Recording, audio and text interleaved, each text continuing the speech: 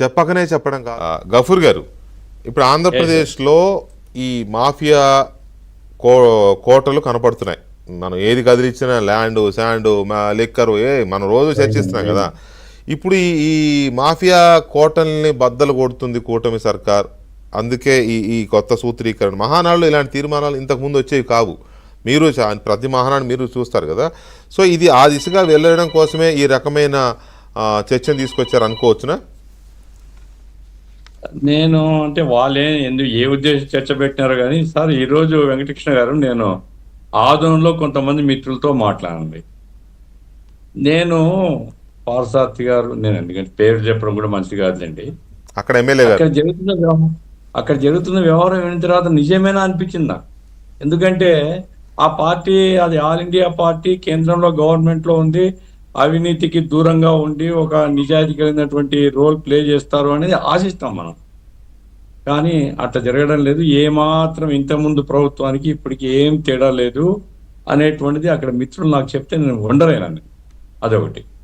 రెండవది ఏమంటే, మీకు గుర్తుందో లేదో వెంకట గారు, మీ డిబేట్లోనే ఒకసారి నేను జమ్మలమణి నియోజకవర్గాన్ని గురించి చెప్పాను. చికెన్ కు 10 rupee per kilo MLA tax. అది ఎన్ని కేజీలు చికెన్ అమ్ముతారో అంత డబ్బులు ఇవ్వాలి. ఇప్పుడు సార్ చికెన్ వేస్ట్ మీద కూడా ఇప్పుడు ట్యాక్స్ పడుతుంది. నేను ఇంక పేర్లు చెప్పడం బాగుండదు, పేర్లు తెలుసు నాకు. అంటే తేడా ప్రజలు ఏం తేడా చూస్తారు? మూడవది, నాకు నవ్వొచ్చింది ఇంతకుముందు జగన్మోహన్ రెడ్డి గారు కలెక్టర్స్ కాన్ఫరెన్స్లో, అయ్యా ఈ మొత్తం అంతా కూడా మనం పారదర్శకంగా బటన్ నొక్కుతున్నాం, నేరుగా వెళ్ళిపోతుంది, ఎక్కడ దళారుల ప్రమేయం లేదు, అవినీతి ఉందా ఈ రాష్ట్రంలో అంటే కలెక్టర్స్ కాన్ఫరెన్స్ లేదు లేదు అని చప్పట్లు కొట్టుకొని మురిసిపోయినారు. ఎంత అవినీతి బయటకు వస్తుందో మనం చూస్తున్నాం. అంటే నా పాయింట్ ఏమిటంటే, ఈ వ్యవస్థను సంస్కరించాలి అనేటువంటి పట్టుదల ఉంటున్నప్పుడు ఆ పట్టుదలతో పని చేస్తే ప్రజలు హర్షిస్తారు. ఇప్పుడు ఆ పట్టుదల లేకపోతే జనం ఏమంటే నవ్వుకుంటారు మనం చూసి. ఇప్పుడు కొలిగిపూడి శ్రీనివాసరావు గారు అన్నారు, సార్ మేం చెప్పేది ఏం కాదండి, మేమేం కొత్తగా చెప్పడం లేదు, స్మార్ట్ మీటర్లు పెడితే పగలు కొట్టనేది నేను చెప్తున్నా, లోకేష్ గారు చెప్పారు. ఇప్పుడు స్మార్ట్ మీటర్లు పెడుతున్నారు, చెప్పేదాన్ని చేసేదానికి తేడా జనం గమనిస్తారు కదా. పయ్యావుల గారు మీటింగ్ పెట్టి సెక్యూ ఒప్పందం వల్ల ఇన్ని లక్షల కోట్ల రూపాయలు ప్రజల మీద ఆర్థిక భారం పడుతుంది, ఇది దుర్మార్గం పిఎస్ చైర్మన్ గా అని చెప్పారు. ఈరోజు సెక్యూ ఒప్పందం కొనసాగిస్తామని ఓపెన్ గానే మీరు గవర్నమెంట్లో అంగీకరించారు. ప్రజలు ఏమంటారు అంటే, అధికారంలో రావడం కోసం చెప్పేది ఒకటి, అధికారంలో వచ్చిన చేసేది ఒకటి అని తేడా చూస్తారు కదా జనం.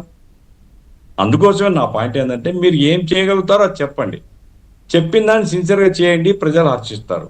ఇప్పుడు ఉండేటువంటి పరిస్థితిలో సార్, ఇప్పుడు ఎమ్మెల్యేలు పోటీ చూసుకుంటున్నారు. వైసీపీ ఎమ్మెల్యేలు ఎట్లా సంపాదించారు, వాళ్ళకి చేసినారు కదా, మాకెందుకు చేయరు అంటే తేడా ఏం లేదు. వాళ్ళు మేమంతా ఒకే కేటగిరీ అనేటువంటి పద్ధతిలో పోతే జనం హర్షిస్తారు సార్. ఇప్పుడు విక్రమ్ గారికి అనుభవం ఉంది సార్. ఎన్టీ రామారావు గారు డబ్బులతో రాజకీయం చేయలేదండి, ప్రజల్ని ఇన్స్పైర్ చేశాడు. నేను సర్వస్వంగా పరిత్యాగిని, నాకేం అవసరం లేదు, నేను నిజాయితీ గల ప్రభుత్వాన్ని ఇచ్చాడు ఆయన. ఆయనకు ఉండే అక్కడ ఇక్కడ ఏదన్నా ఎవడన్నా ఉంటే ఉండొచ్చు కానీ ప్రభుత్వ వ్యవస్థ మాత్రం ఆయన చాలా నిక్కచ్చిగా వ్యవహరించాడు. నాకు బాగా గుర్తుంది సార్, సిండికేట్ తగాదు వచ్చినప్పుడు సిండికేట్కి వ్యతిరేకంగా ఇందిరాగాంధీ పోరాడితే దేశవ్యాప్తంగా విపరీతమైన అప్లాజ్ వచ్చింది.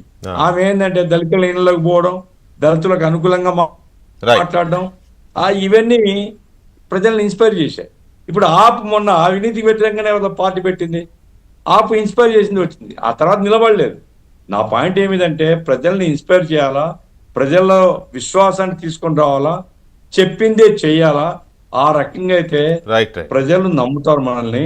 అట్లా కాకుండా మనం ప్రజలు తిట్టుకుంటూ వాళ్ళు డబ్బులు తీసుకున్నారు కాబట్టి నువ్వు తీసుకో నేను తీసుకో, నువ్వు సంపాదించుకో నేను సంపాదించుకుంటా అనే పద్ధతిలో పోతే మాత్రం మీరు ఏదైతే పరిశుద్ధమైన ప్రభుత్వం అంటున్నారో అది ఆచరణలో సాధ్యం కాదు. మిమ్మల్ని జనం నవ్వుతారు. రైట్. శ్రీనివాసరావు గారు, జగన్మోహన్ రెడ్డి